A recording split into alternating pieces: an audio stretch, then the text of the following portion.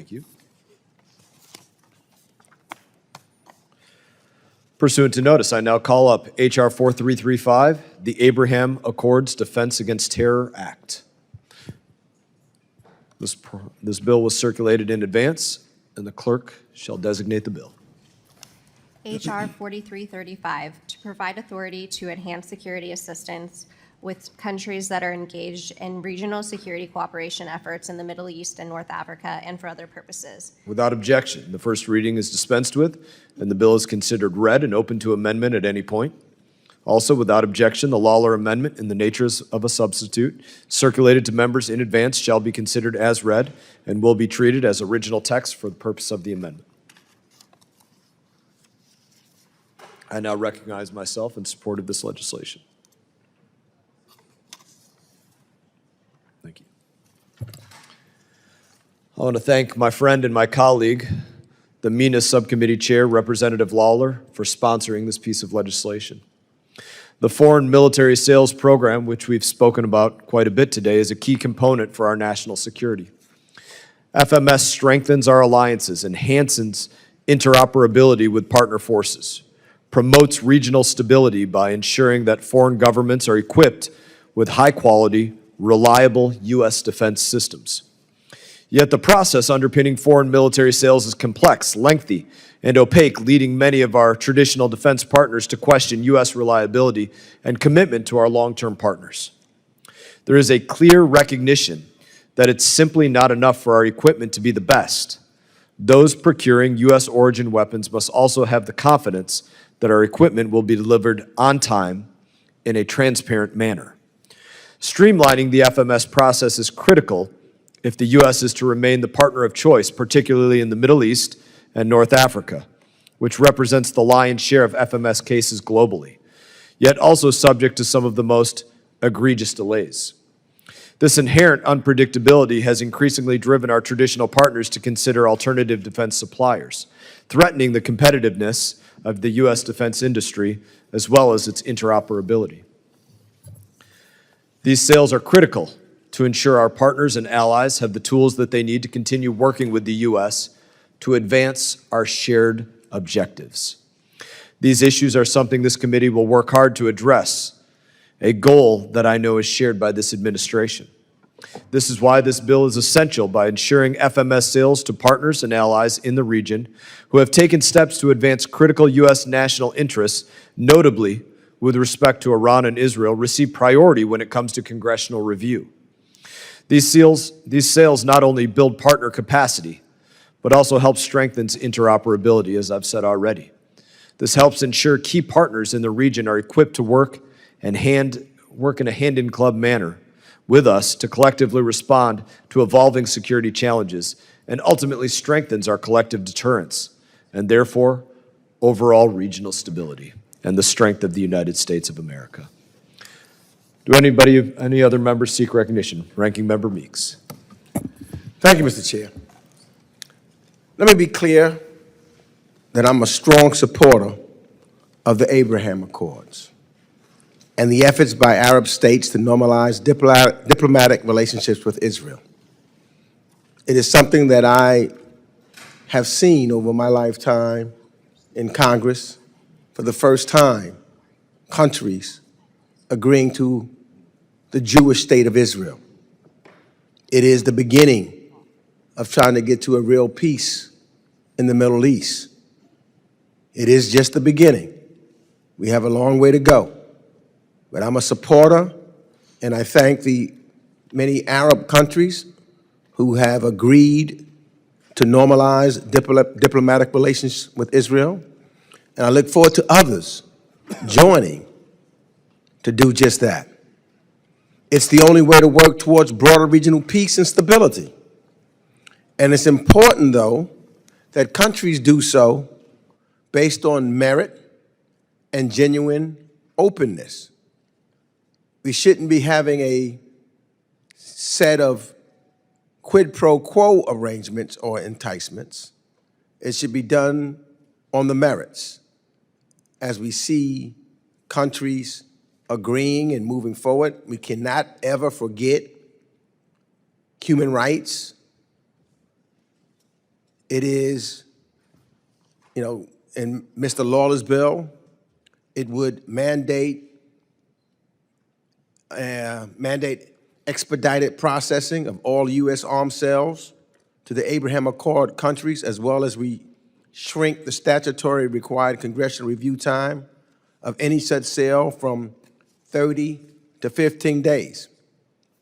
Why do I disagree with this? Is because this would put such a review periods on par with our historic U.S. treaty allies, like NATO member countries, like South Korea and Japan.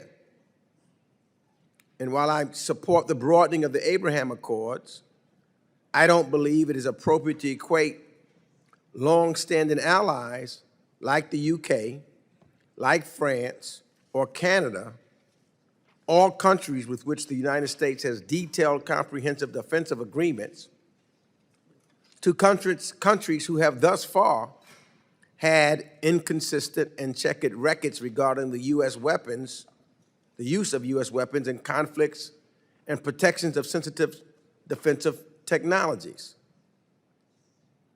An example of that would be the misuse and diversion of U.S. weapons in Yemen. The UAE, unfortunately, continues to provide armed support to the RSF militia in Sudan. And this has been extensively documented. I've paid particular attention to what's taking place and talking to our humanitarian groups and talking to individuals about what's happening on the ground there. It concerns me.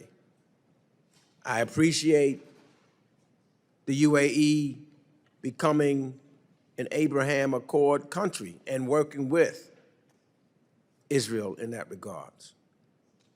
But if we provide expedited timeline to our closest allies, or we do provide an expedited timeline to our closest allies because of the presumption of approval, I can't say that we have a presumption of approval in this case with the countries who are party to the Abraham Accords. This bill also comes at the time that the Trump administration has made corrupt pay-to-play deals with the Gulf governments, a central part of U.S. policy. Congress still has yet to receive any substantive details from the administration regarding the arms, crypto, and AI deals the White House announced during President Trump's May Gulf trip. This reflects the administration's unfortunate pattern of discounting the legislative branch and flaunting transparency and oversight. And for these reasons, I cannot support this bill at this time, and I yield back the balance of my time. Ranking member yields back. Do any other members seek recognition? Representative Lawler is recognized. Thank you, Mr. Chairman, and thank you for bringing this bill forward for markup today. The Abraham Accords were the single greatest development towards peace in the Middle East in recent decades. For over 75 years, Israel has been our staunchest ally and a pivotal partner in the region. Israel is a beacon of freedom, democracy, and prosperity, a true innovation nation with a successful and vibrant society despite the geopolitical conditions they have faced. President Trump recognized this during his first administration, and he worked diligently with some of our partners in the Arab world to showcase this. He showed them the economic benefits to normalizing with Israel, and that the real inhibitor to a prosperous Middle East is not Israel, but Iran. So, at its origins in September 2020, the Abraham Accords included the UAE and Bahrain. Morocco joined the following December. During President Biden's term, he made no forward progress with other nations to normalize with Israel. And luckily, President Trump has again been prioritizing this agreement since he has been back in the White House. The Abraham Accords Defense Against Terror Act will make the president's job just a little easier by further incentivizing countries to normalize with Israel.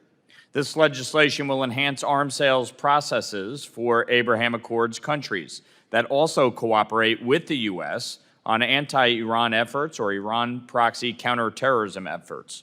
Specifically, it narrows the timeline for congressional consideration after arms sales are accepted.